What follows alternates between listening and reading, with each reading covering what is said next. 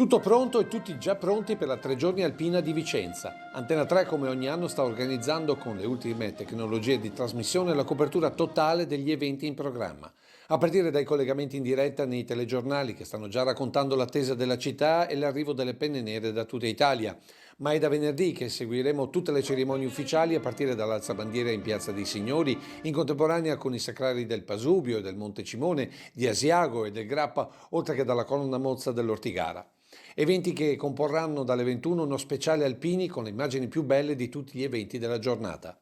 Sabato invece inizieremo dalle 11, alternando alle notizie del giorno le impressioni alpine di Vicenza con i nostri inviati, che dalle 13 daranno il via ad una non-stop di collegamenti continui, alternando gli eventi in centro storico, come il lancio dei paracadutisti in Parco Querini, ai commenti delle penne nere che raggiungeremo negli accampamenti allestiti sia a Vicenza che nei comuni limitrofi. Poi dalle 20:30 inizierà la serata dedicata alla musica e al canto, con le esibizioni di 4 fanfare allo Stadio Menti, alternate ad oltre una cinquantina di cori che si esibiranno nelle chiese cittadine.